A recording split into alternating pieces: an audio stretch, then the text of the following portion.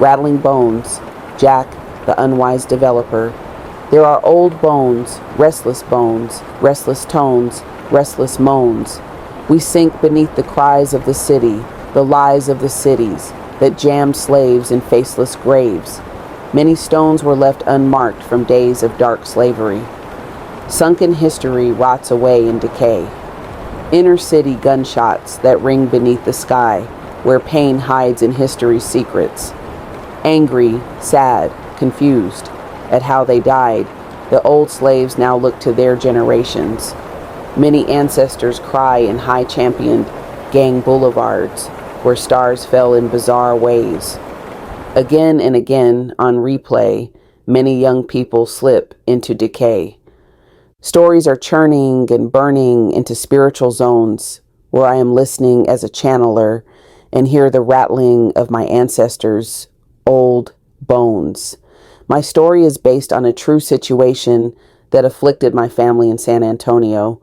Some of the characters have been fictionalized in order to create this story that is intended to teach us all a lesson. My ancestors that were slaves on my paternal side of the family were buried in San Antonio, Texas, before 1866 in unmarked graves. A new development company decided to build an apartment complex over my family's graves. This is a story about the unwise developer. San Antonio, Texas, present day. I received a letter in the mail from an old black woman asking me not to build apartment units over her ancestors' cemetery. Astonished at such a question, why the most favorable thing for me to do was to ignore her request. I had too much money tied up in this contract, and besides, the families of these dead souls hardly knew anything about them, except for that old woman. She seems to know all her family's history. Breaking ground. I received yet another letter from this old woman claiming we were disturbing her family's bones. She said her ancestors had been murdered during slavery, and some died of natural causes. The family of 12 wanted to be buried together. They had been in unmarked graves for over 150 years. I didn't care about what she had to say. Those black people are always crying about the past. That's why they don't have anything today. Hell, those old slaves couldn't even read or write. They were probably just as helpless as any mule or, heaven forbid, a sick dog. I know many builders that built entire strip malls on piles of old black bones. Yep, that's right. Some contractors dug so deep that they unearthed bones with jewels and gold teeth. You know how flashy those black people can get buying up gold and diamonds. Working with blacks wasn't a huge deal, as my family is known for our leather-making factories and shoe-shining businesses. We were known for employing many black men to help our elite clients with shining their shoes, tailoring, you name it. My grandpa had many stories about how his grandpa rescued a lot black folks from poverty. I mean, I don't owe them anything. In fact, they owe me and my family. I'm sure their old bodies would understand how my grandpa's factory employed black men. Those slaves probably got what they deserved, as quiet as it's kept. You know they don't know the value of their skin. Some of them downright hate the color of their skin. Well, I will tell you, they make the finest leather seats you could ever sit in. Those chairs are worth hundreds of thousands of dollars on the black market. That's just a little family secret. We never outright admitted where we got all of our leather. Ha ha ha ha! I reckon them bones are upset too. My family owns about 1,000 acres of land. We have a number of high-rises, complexes, schools, and hospitals built in our towns. I was contacted by a medical director in D.C. that shared they wanted to move one of their cardiology hospitals to San Antonio, along with building an entire medical apartment complex to house staff and students. The land had been surveyed and tested before we began planning the blueprint. As soon as I made the announcement on Channel 9 News about the new apartment and cardiology hospital, This is when that old woman contacted me. What was her name? Oh, yes, Charlie. The city needs these apartments. This side of town is buzzing with new development. Charlie keeps contacting me and doesn't care about how this new build out will impact the city financially with new jobs and opportunities. She only wants her ancestors' bones undisturbed. Well, it's too damn late. I wouldn't reschedule this $265 million deal to save my life. This is the day we are breaking ground.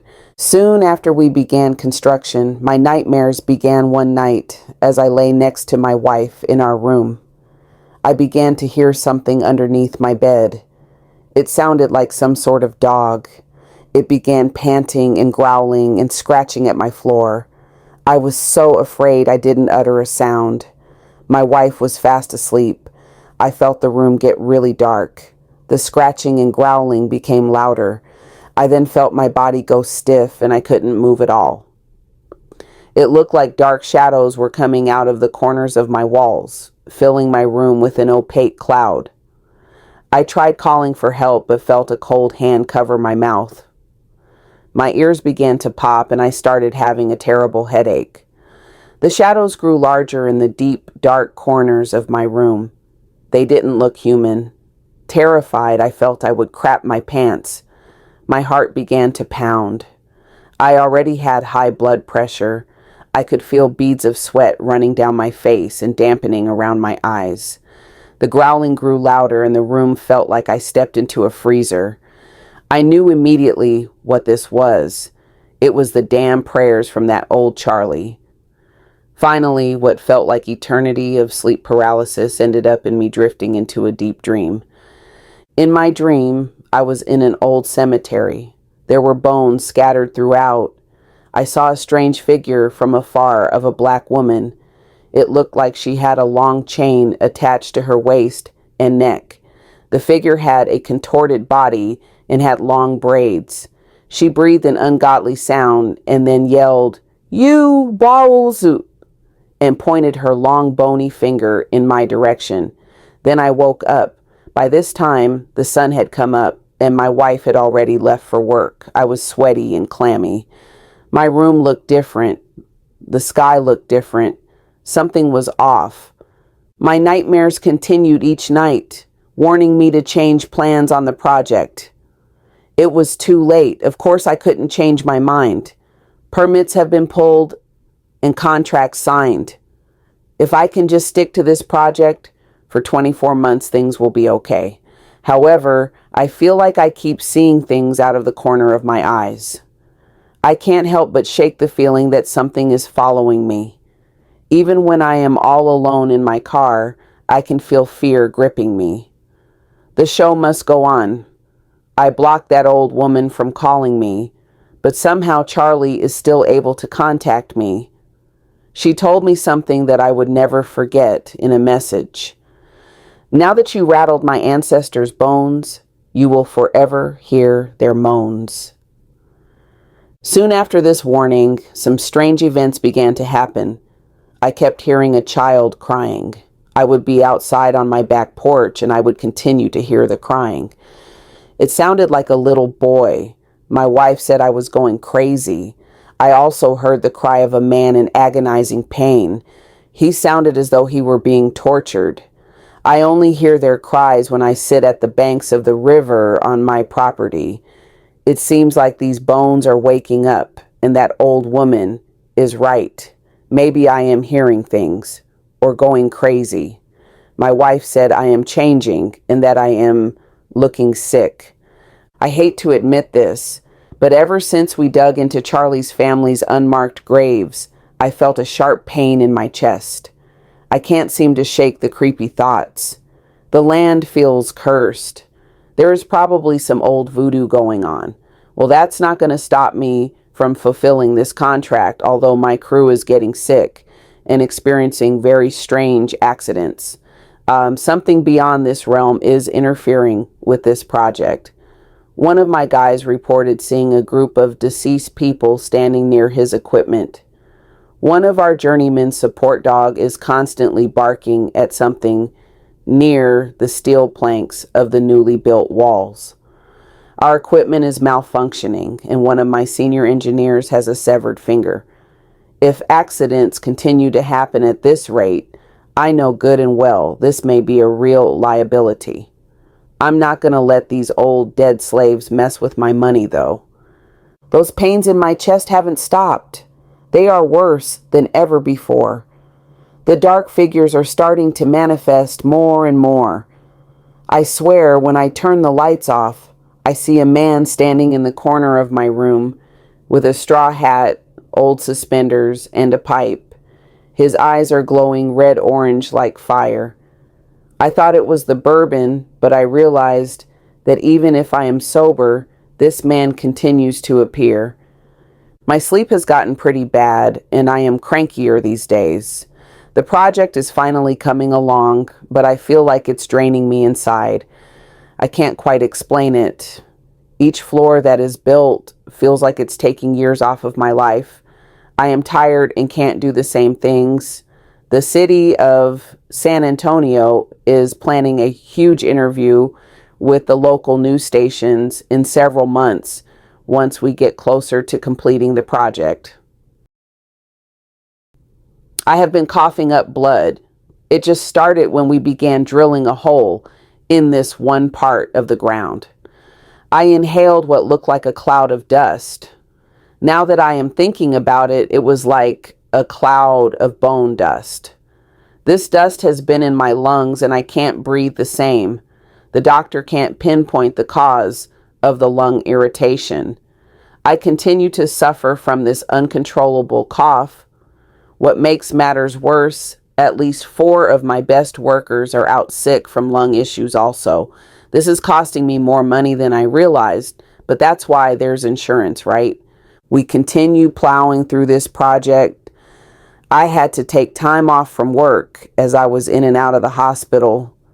There were so many misfortunes that happened to the men and women on this project that the city threatened to shut everything down a few times. A painter was making his way up one of the floors and accidentally fell 3 stories to his death.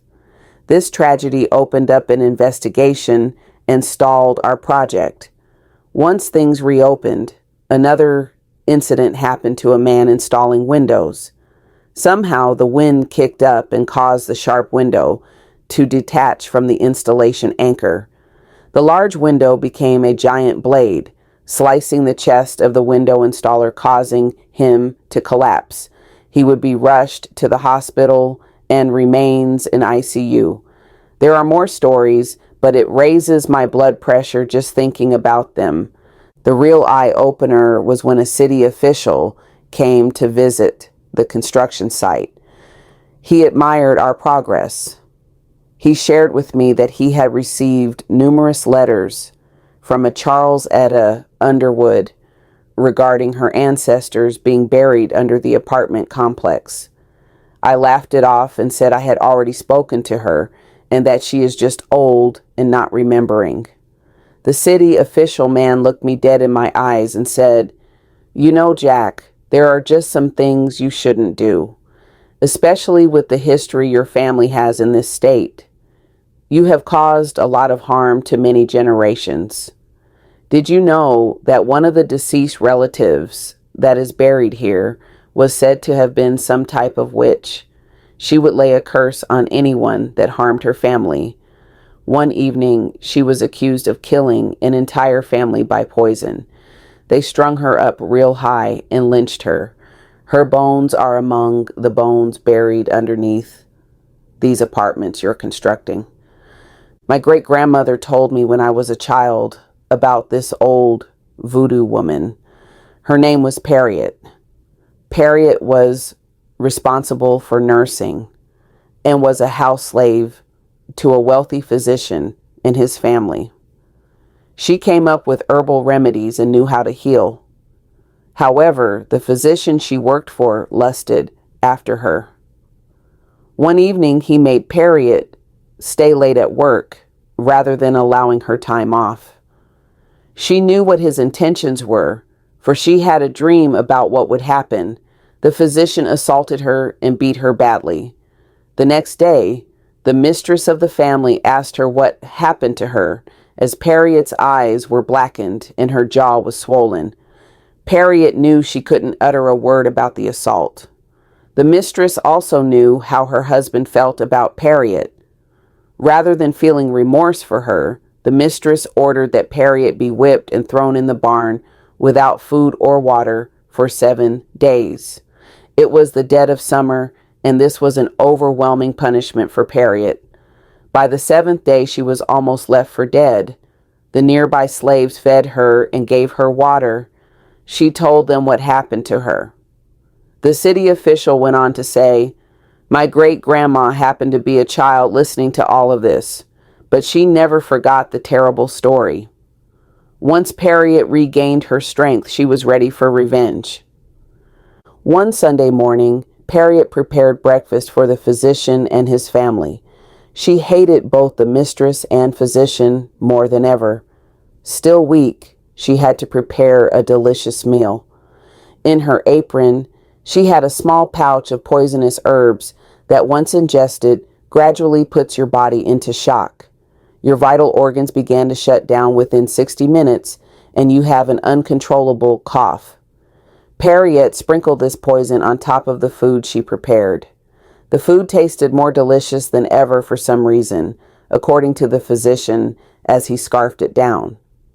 The mistress gave Harriet a scowl as she indulged in Harriet's fried chicken, okra, gravy, rice, and beans, for she hated her deeply. The children also ate Harriet's meal.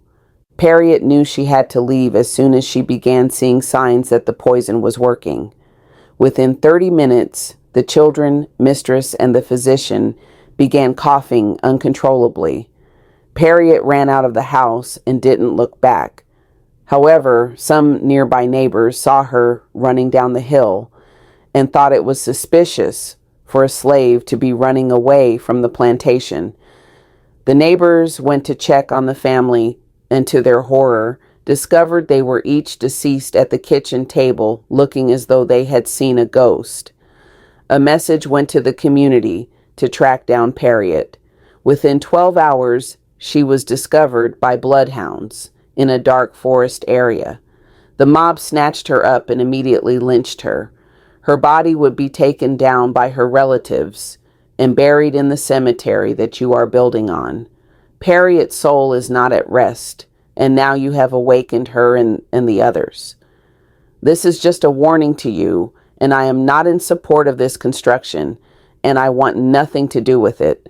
We took a vote on this, and I guess I am the loser."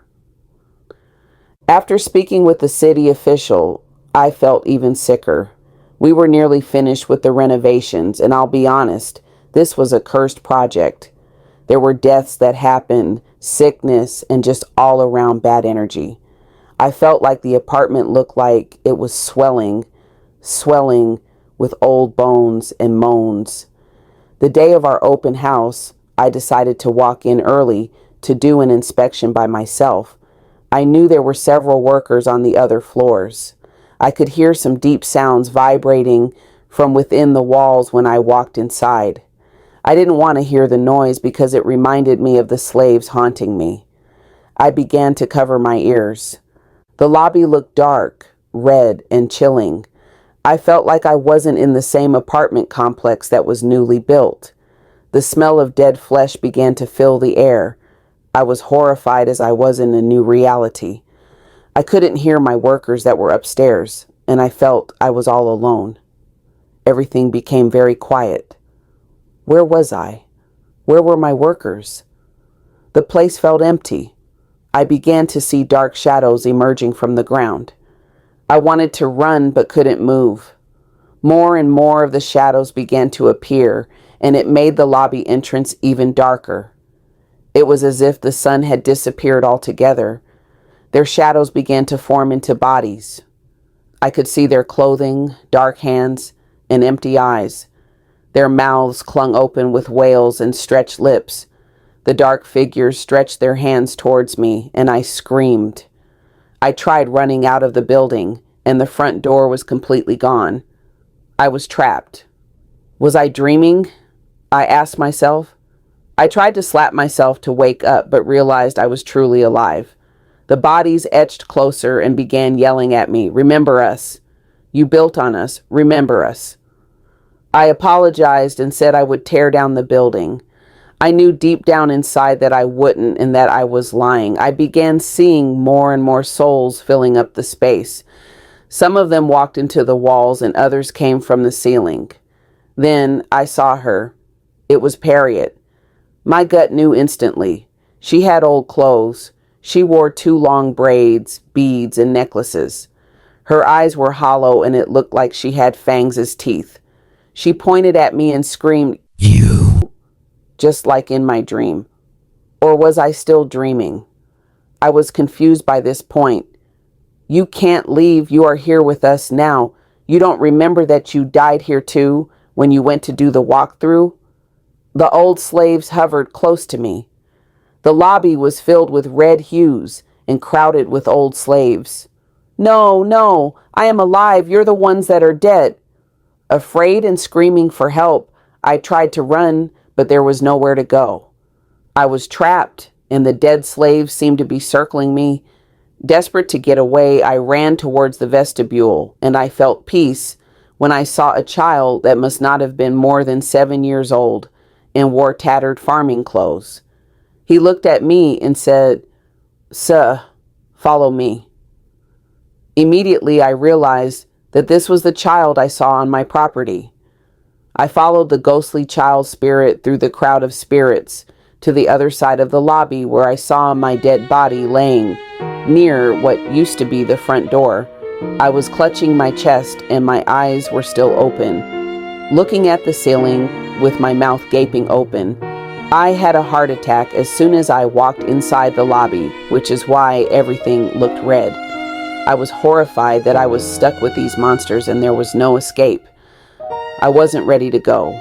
I wasn't ready to die. I had so much living to do. How could this be? No one knew I was dead yet, but they knew. The old slave bones knew, and they came to take me with them. I could see Harriet standing at the center of the slaves with a creeping grin on her face. Then she turned to me and said, "We will always be remembered. When your tenants come to move in, they will know we are here, and you are too." Ha ha ha ha ha ha.